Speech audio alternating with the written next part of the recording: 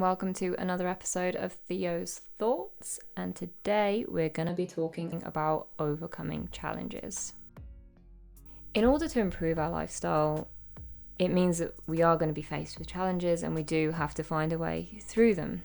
If every time we're presented with something that is difficult, if we stop, we're never going to get to where we want to get to, which is why today I thought it'd be worth talking about how we can overcome challenges and the different ones that I've faced in my lifetime. There will always be a reason why we can't do something. It becomes difficult to find it in our vocabulary to sort of remove the word can't. There's always a reason why something might be difficult or too challenging, and it's up to us to really decide whether it's worth it or not. Say, for example, you want to go out with friends, right? Of course, you can say that you can't because you're busy, you're tired, maybe you don't have enough of your budget left over, but there's also reasons that you can, which is to see your friends. You can make the time, you can plan the budget. You just have to weigh up whether it's something you actually want to do or something you don't want to do. But that starts with removing the word can't. It is your choice. Don't let vocabulary take away your choice. If you don't want to do something, that's fine. But the moment that you say you can't do something, then you become sort of a victim. You put yourself in a position where you're out of control. Once you start to accept that, things become a lot more difficult in life. When we're looking for solutions to things, we want to try and be more proactive rather than reactive. I'm sure you've heard that before. It's something that I try to remind myself of regularly, which is when you're facing a situation, you don't just react impulsively. You don't let your emotions take over. Instead, you try and think about ways that you can deal with it. What can you do in that situation as opposed to can't? You'll actually start to see that there are a lot more options than you may have first thought. And you might start to just generally feel better when you're presented with situations that are difficult for you. On top of that, challenges give us the opportunity to adapt. Being proactive also means adapting to the situation. If we're set in our ways, or if we make a plan for something, right? And then, okay, take again the example of going with friends, right? If you plan to get the train and the train is cancelled, you could then say, well, I can't go, I can't make it. But maybe you could take a taxi. Maybe there'll be a train that is coming an hour later. From then, you'd have to message your friends, you'd have to see if it's okay with them, if being late would be a problem. But you see, there are options of something you can do. It doesn't immediately mean you can't go. And that means, again, adapting. Might not go to plan, might make it a little bit more uncomfortable, but at least you are still overcoming things and getting to the result that you wanted to get to in the first place. When overcoming challenges, 50% of it really is your mindset. If you do something mentally first, you're halfway there. You've managed to think about it, you've managed to address potential problems, you've managed to think enough about it that you've already lived through it. One thing I learned when I was dealing with anxiety was that actually part of your brain can't even tell the difference between an imagined scenario and a real one. So if you imagine yourself in a situation that makes you anxious, you will probably feel anxious, even though you're not actually really in that situation. That's why a lot of people get anxious when they're just worried about an exam coming up, because they're imagining themselves in that exam. They're imagining themselves failing that exam. The same can be said then for challenges, right? If you are imagining yourself going through something, getting to the other side, you already have conquered it mentally. The next thing is to actually do it. There are a number of reasons that mindset is important, and it's something that I talk about a lot because, as I said, pretty much everything starts in your head, whether you like it to or not. That's the reason that we're around. That's the reason that we do things, is how we process information. It all starts in our mind. When you try and think of a situation that you're overcoming, on that sort of test run that I was talking about, you get to try and evaluate different outcomes as such. So if we go back to the train example, one way is to just go home, right? You text your friends, you say, I can't make it, train's cancelled, I'm going home. You can also think about a scenario where you get a taxi. How much extra will that cost you? How much time will it save? But then you could also think about what would happen if you asked your friends to come and pick you up. Are they able to? Is that something they could do? Is there a loved one that could take you instead? How would that play out? Again, we could go with there's another train coming in a bit. Really, it's impossible to know for sure what would happen in those situations.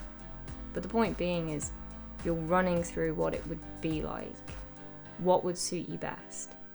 There are always different options, and maybe none of them feel great, but you can always look for the lesser evil as such and pick something that would actually work best for you. In what situation would you feel the most comfortable? In what situation would you get to the venue the quickest? What would be the worst? Would it be better to get there earlier by taking a taxi, take a bigger financial hit, or would it be better to just wait? It's important to remember that thoughts often are guided by feelings. We start to make decisions because of emotions. If we're feeling scared, we'll act a certain way to deal with that fear, whether it means running away, which I think most of us would do. And when you're angry, that causes you to react in maybe an unpleasant way, maybe shouting at somebody. But if our feelings sort of guide our thoughts can also guide our feelings. That gives you a lot of power. So rather than letting your emotions dictate your actions, you get a chance where you're scared. That's okay. I can take, for example, like spiders. I'm terrified of spiders. If I see a spider, I can choose to run away because I'm scared. Equally, I can maybe look at it, if I can control the fear enough, and reassure myself that actually that spider can't hurt me. I know this for a fact. Then how can I deal with it? Can I use a spider catcher? Can I call somebody else to deal with it? There's different ways. Obviously it suits me better if I don't have to deal with it. But there have been situations when I have been able to deal with it because I reassure myself, okay, this is how it's going to go down. This is what's going to happen, and I'm able to take control of that situation and calm myself down enough to actually manage it. But you have to think it first. You have to think, actually, this is okay. Once you reassure yourself of that, that's when your feelings will start to change and you'll feel yourself in a more positive sort of headspace. Your mindset is where you get courage and strength from.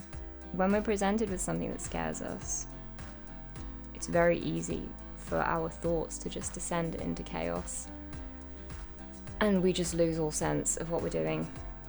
But if we can manage our mindset, if we have a sort of toolkit in place, then we're able to bring about feelings of courage and bravery. We are deciding to stay strong and take on that challenge. You know, we're facing it, we're going to tackle it head on and see where it leads us. The more times that you are overcoming a challenge, the more times you're teaching yourself to look for a solution. The first time that you change your habits and you change your mindset, it's difficult because you're used to thinking about things in a certain way, and to change that and to do something differently and do something more difficult, it's tempting to just run away from it. It's tempting to give up. But the more you do it, the easier it will become, and you realize that that mindset is much easier to bring about than it would have been to start with. You stop looking at the situation as a problem and you start seeing the solutions much quicker. There are 3 live challenges that I've had that were huge. Obviously, I've had many challenges, as we all have, but there are 3 that I wanted to talk about today. I thought it would be more interesting if there would be one challenge that sort of was a big part of a period of my life, so like childhood, teenage years, and then adult years. As a child, I would say I had a pretty good childhood. So there weren't that many challenges that I was aware of, except for different cultures. So my parents come from a different culture, and that's what I grew up that was, believing it was normal. And then seeing from my friends in school, as I got older, I realized actually it's not the same. We have different holidays that we celebrate. We have different meanings behind things. vocabulary ended up being a bit of an issue. And I found myself always having to adapt between two worlds as such. I grew up here, I was born here, but the family side of things was always different. The two worlds just didn't quite intertwine. And nobody that I was friends with had experienced similar things. Equally, when I'd spend time with them and their families, it was nothing like it was for me. It's not a bad thing. It was just difficult because I had to learn to adapt. You go through this phase of sort of not feeling normal, feeling a little bit isolated, feeling misunderstood. If we talk about cultures, I mean, a huge part of culture is often food. So foods that I knew about, nobody else had heard of, and then you try to explain it, and kids can be cruel, so you don't really know what they're thinking, and you don't know how to explain it. As a kid, you don't have a clear identity yet. So you take on your parents' identity and culture as such. So taking that into a school setting is always a little bit tricky. That's something I struggled to adapt with, but did my best. I tried to be open-minded. I tried to remind myself of my values, or the values that were instilled in me. And I held on to that through to adulthood. And obviously as I got older and formed my identity, I knew how to explain it to other people in a clear way. And people who don't accept other cultures, I wasn't really interested in being their friends. But the friends that I have, they were fine with it. My biggest challenge, if you follow this channel or any other sort of socials, as a teenager, was anxiety. That one's a heavier one for me because it really did change my life. I would say for the better, because I was constantly having to overcome difficult situations. It started in an exam. That was the first time I would have, I think it was an anxiety attack. It didn't feel like it because I didn't know much about it at the time, but I always thought anxiety attacks are very similar to panic attacks in the sense of hyperventilating, just losing a sense of control. What I was experiencing was just this overwhelming need to escape. That then developed and started coming about in more classes, in other exams, in social settings. And I wasn't sure how to deal with it. Firstly, I pretty much hid from the world. I isolated myself. I stopped seeing people because I didn't know how to deal with it. Once I understood what the problem was and that it was anxiety, then I started on like a plan of action. What can I do? So I started to meet people in outdoor settings.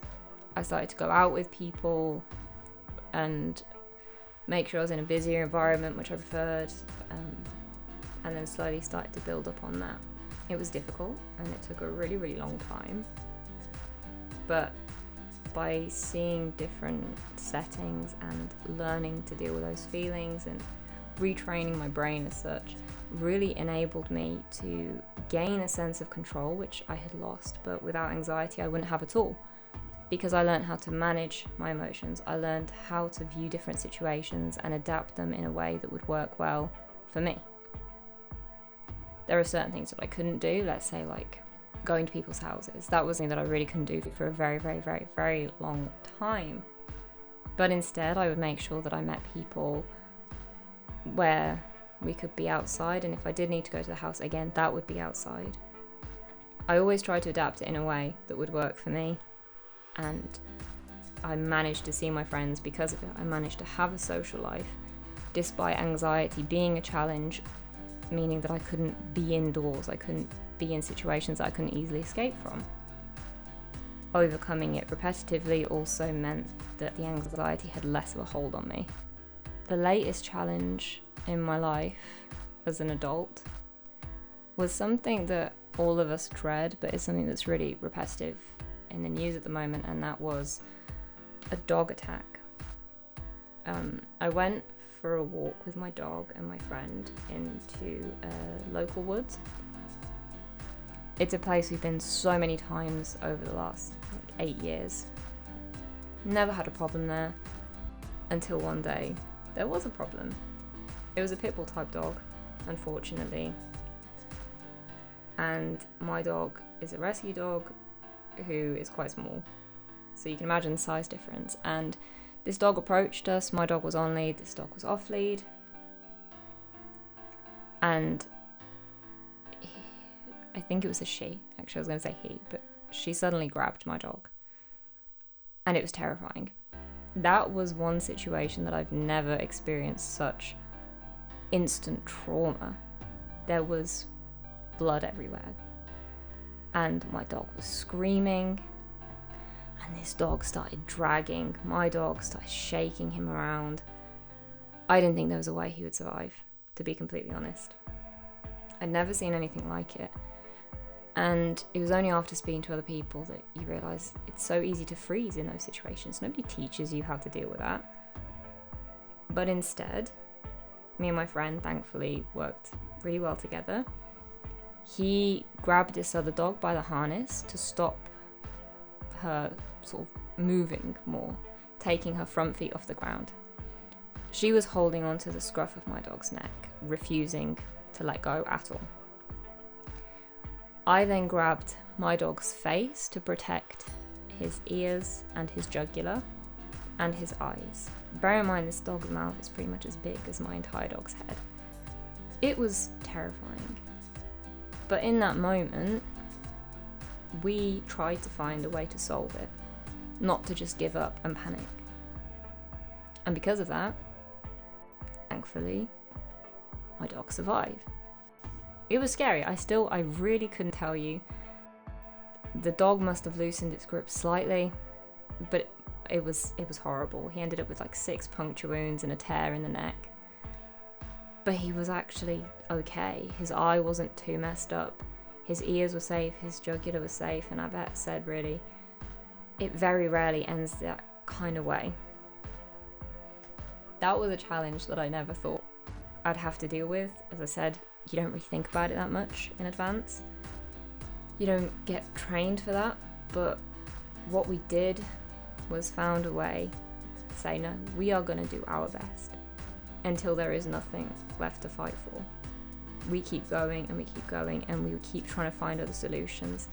The dog's owner, she was telling me just repeatedly that her dog's never done this. She started hitting her dog over the head with a stick and was hitting my head in the process. She tried hitting the dog between the legs. She tried shoving a treat in the dog's face. Nothing she was doing was working. So we had to do what we could do. And thankfully it worked out. To be completely honest, I still don't know how. It still terrifies me. I have a different view about walking in public places with dogs now. But I do know we managed to overcome a huge challenge. Every challenge that we face in life is an opportunity to learn and to grow. Even if we don't overcome it the way that we want to, we will still learn from it, definitely. Every day, there will be things we can learn from. We just have to keep an eye out and we have to be open to it. We gain confidence in our abilities. I never thought I was a brave person, really, and I still don't. But I know I can now sort of deal with situations that are a lot more scary. And actually, I can find the strength to not give up. If you see me with a spider, you would not think I'm the same person that I was when it was my dog's life at risk. But through that, I at least learned that I can figure things out and that there is a way in a moment of high pressure that, yeah, I can probably figure something out. I won't just freeze. That's huge to learn that about yourself. Every challenge we face gives us that opportunity to also get out of our comfort zone. That's why it's a challenge, right? Because we don't know how to deal with it necessarily. It's something that's stopping us on our journey to where we want to get to. And moving out of that comfort zone actually just expands our comfort zone. Imagine if you start with you're afraid of heights, you're afraid of loud noises, you're afraid of insects, you're afraid of animals, you're afraid of busy places, you're afraid of dark places. If you start overcoming those situations bit by bit, you'll realise actually I'm not so scared of the dark anymore. Actually, it's kind of a nice view from up here. There are different things that you'll learn about yourself in that comfort zone. The bigger it is, the more confident you'll be, but the more you can enjoy your life because you won't be limited by fears. You won't let challenges stop you from doing what you want to do with your life. In fact, it will be a constant self-improvement. We're never going to be perfect. We're always going to have to learn, as I said, but that also means we're always trying to improve upon ourselves, which is great. So now to the interesting part to pretty much summarize this episode, which are 10 steps to overcome a challenge. Step 1 is to accept it's new and difficult. When you accept something, you will feel a lot calmer about it. If you're fighting and you're trying to be like, it shouldn't be like this shouldn't have happened, you're living in something that actually isn't relevant because you are faced with that challenge whether you like it or not. And by going against that, you're not really helping yourself in any way. You're not going to move through it and you're not going to change it. So the first step is to just accept it and be okay that it's difficult and it's uncomfortable. Step 2 is to understand your emotions about it. I am a heavy believer in emotional intelligence. A lot of people would call me an overthinker, and in some ways I am, but I like to understand what I'm feeling. Why am I feeling this way? What am I scared of? Why am I scared of it? If you say you're scared of the dark, and you're now in a dark situation, so let's say like you're in a tunnel and it's pitch black, why are you scared? Because it's dark? Yes. But what do you think is going to happen? Is it that there's a monster there? Is it that somebody's hiding there? Is it that you're going to get lost? That you can't find your way home? What is it actually that is so difficult for you? What is the bit that is triggering the fear? Why are you feeling the way you're feeling? Same goes for if you're angry. Why are you angry? What is actually triggering that response? What in that situation is actually the trigger? Step number 3 is visiting the worst case scenario. I feel like some people would disagree with that because that can bring about a sense of panic. But I think once you visit that and you survive it as such mentally, everything else is usually easier. If you visit, let's say, that dark tunnel and you're scared you're never going to find your way out, what would actually happen? Okay, you'd be lost for a while. Would you make sure you have water with you? Would you make sure you have food with you? Would you make sure you have your phone? Would you make sure you have a torch? So actually, you could find your way back out? How would you combat that worst case scenario, and what does it look like? Once you visit that, you're in such a strong position. Step number 4 is to balance that, which means visit the best case scenario. I mean, I didn't really think about this tunnel analogy that well because I'm trying to think why you'd be there, but let's say it was to find some treasure, right? Let's go with a bit of a fantasy kind of story. You go in this tunnel because you want to go find treasure that was buried centuries ago. Best case scenario, you don't get lost and you find the treasure. So you get exactly what you wanted, right? That's best case. Great. Is that maybe worth battling the worst case with? Step number 5 is to visit what you can do right now. So not given a different set of circumstances, not given a different set of tools, what are you actually able to do right now to help overcome that challenge? Going back to the dark tunnel, do you have a phone on you that has a torch? So you have something that you can do to stop you getting lost. Step number 6 for the bigger challenges is an action plan.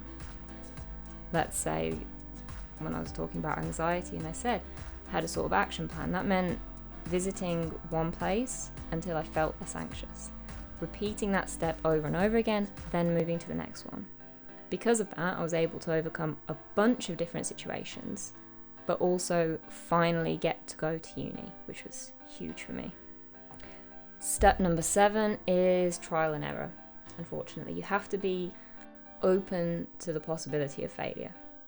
Not everything you do is going to work. Not everything you do is going to be successful, but you will learn from it. If you try to overcome a challenge in a certain way, you will still learn from it, whatever the outcome is. From there, you can try something else, try something different. That will help in actually overcoming your challenge, but also help you grow in the process. Step number 8 is to seek support from friends and family.